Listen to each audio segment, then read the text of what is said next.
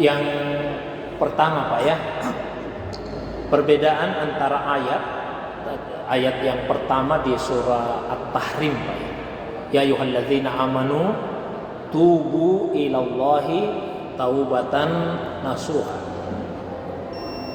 asa ayyukaffira ankum sayyi'atikum wa yudkhilakum jannatin tajri min tahtihal anhar dan seterusnya. Wahai orang-orang yang beriman. Ini yang disapa Pak, orang yang beriman biar tipis imannya, biar sedikit. Tubu ilallahi, bertaubatlah kalian kepada Allah taubatan nasuha, dengan taubat yang nasuha, taubat yang sebenar-benarnya taubat. Mudah-mudahan dengan taubat yang nasuha itu Allah akan menghapuskan kesalahan-kesalahanmu dan Allah akan memasukkanmu ke dalam surga. Dengan yang kedua, ayat yang kedua yang terdapat di surah An-Nur ayat 31 ujungnya tadi, wa tubu ilallahi jami'an ayyuhal mu'minun la'allakum tuflihun, dan bertaubatlah kalian kepada Allah semuanya wahai al-mu'minun. Kalau yang kedua ini Pak, yang diperintahkan itu orang yang sudah mantap imannya, sudah kokoh imannya. Karena sekali lagi taubat itu tidak hanya dilakukan ketika kita berbuat dosa. Kalau yang pertama tadi Pak, orang yang berbuat sayyiat, dia melakukan sayyiat, melakukan kesalahan-kesalahan, maka Allah perintahkan, wahai kalian orang yang beriman, sudah beriman tapi karena imanmu tipis masih berbuat kesalahan, maka Allah panggil kalian yang beriman itu tapi melakukan kesalahan, taubat kepada Allah. Mudah-mudahan dengan taubatmu kesalahan yang kalian lakukan itu diampuni oleh Allah Subhanahu wa ta'ala. Tapi kalau yang di surah An-Nur ini Pak, bukan orang yang berbuat dosa. Ini al-mu'minun, orang yang sudah bagus imannya, tapi tetap diperintah oleh Allah untuk bertaubat. Ya, bukan karena dia melakukan perbuatan dosa. Bisa jadi karena melakukan perbuatan yang makruh atau meninggalkan amalan sunnah. Kan kalau kita tinggalkan yang sunnah Pak, tidak berdosa sebetulnya, tidak berdosa. Ada orang tidak salat duha, dia tidak berdosa. Tapi bagi al-mu'minun, dengan meninggalkan salat duha, dia akan merasa perlu untuk bertaubat kepada Allah. Bahkan bagi orang yang melakukan perbuatan yang dirasakannya tidak pantas, meskipun bukan dosa, tapi dia merasa tidak pantas saya melakukan perbuatan seperti ini, maka ia kemudian akan bertaubat juga kepada Allah Subhanahu wa ta'ala, sekalipun itu bukan dosa. Saya tidak tahu apa saya pernah jelaskan Pak ya, dalam agama itu ada namanya muru'ah, kehormatan diri. Kalau orang-orang biasa yang melakukan tidak dipersoalkan, tapi kalau orang yang tinggi levelnya, makamnya, itu jadi masalah. Jadi masalah. Contoh yang sederhana, kalau misalnya ada anak-anak muda, mahasiswa Pak, pakai celana jeans, pakai baju kaos, tidak pakai songkok, pulang dari kampusnya, masuk waktu salat, begitu dia dengar azan, dia singgah di masjid yang terdekat, terus salat. Tentu kita kagum sama anak muda nih, bagusnya itu anak muda. Sekalipun begitu modelnya, tapi dia masih ingat sama Allah, masih singgah untuk salat, kan bagus Pak itu. Tapi kalau misalnya mohon maaf, Pak Imam kita, Pak Imam datang ke masjid, salat subuh Pak, adik salat subuh, pakai celana jeans, pakai baju kaos, terus jadi imam, apa kira-kira kita juga akan mengatakan bagusnya itu Pak Imam tak? Kira-kira kita juga akan memuji Pak, atau malah mempertanyakan, atau malah mencela? Mungkin kita akan mencela Pak ya, kenapa Pak Imam begitu modelnya? Masa pakai celana jeans, pakai baju kaos, tidak pakai songkok lagi jadi imam? Mungkin begitu Pak, itu namanya muru'ah. Jadi semakin tinggi makam seseorang itu, semakin banyak pagar-pagar yang mengitarinya. Makanya di dalam Al-Quran itu kadang-kadang, meskipun ulama itu beda pendapat, tapi kita ambil yang umum lah. Ada dalam tanda kutip teguran-teguran Allah kepada Nabi. Bukan karena Nabi berbuat dosa, tapi ini perbuatan tidak sesuai dengan levelnya Nabi. Sebetulnya kalau kita yang melakukan apa, tidak ada masalah, itu tidak soal. Tapi karena Nabi ini yang melakukan, tidak sesuai levelnya Nabi nih.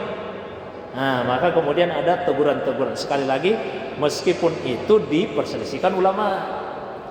Ada yang mengatakan, oh Nabi tidak ditegur. Ambillah contoh yang sederhana, surah Abasa. Abasa wa tawalla an ja'ahul a'ma. Nabi bermuka masam dan berpaling ketika ada orang yang buta yang datang menghadap. Kan penafsiran umumnya ulama, ketika itu Nabi sedang mendakwai ini tokoh-tokoh pembesar-pembesarnya kafir Quraisy. Tiba-tiba datang Abdullah ibnu Ummi Maktum, mau bertanya sama Nabi. Nabi berpaling. Kalau orang biasa tidak ada masalah, karena sebetulnya maksudnya, jangan dulu sebentar saya layani kamu. Ini saya layani orang dulu. Kalau mereka yang masuk Islam, banyak pengikutnya nanti yang ikut masuk Islam juga. Sebentar saya layani. Kira-kira seperti itu. Tapi Allah pun dalam tanda kutip tetap menegur. Tidak pantas ini dilakukan oleh Nabi. Kira-kira bahasanya seperti itu. Sekalipun sebagai objektivitas saya harus sampaikan, menurut beberapa ulama yang lain bukan Nabi yang bermuka masam di situ. Tapi yang bermuka masam adalah salah seorang di antara tokoh-tokoh kafir Quraisy tadi.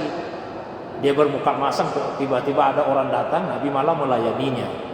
Ya, tapi sekali lagi intinya yang saya ingin sampaikan, taubat itu tidak hanya karena berbuat dosa, ya, tapi karena melakukan sesuatu yang kurang pantas pun. Al-mu'minun yang kokoh, yang mantap imannya, dia akan bertobat kepada Allah SWT. Selama ini Pak, kita rutin misalnya berzikir Pak.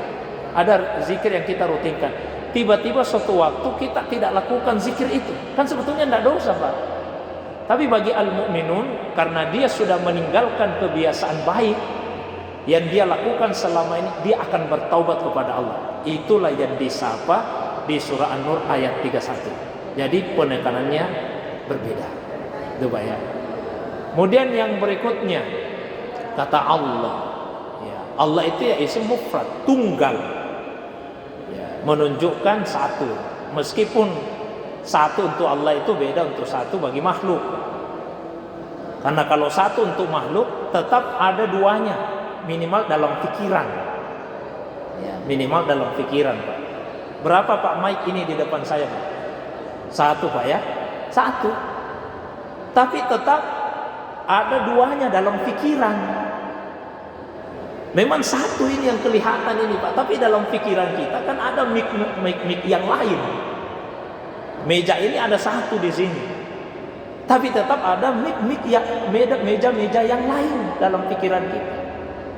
Tapi kalau Allah itu satu, dalam pikiran tidak ada lagi yang lainnya, ya satu saja. Untuk menunjukkan keesaannya Allah digunakan dua kata, ahad dengan wahid. Ahad dengan wahid. Ahad itu maknanya la yatajazza, tidak tersusun.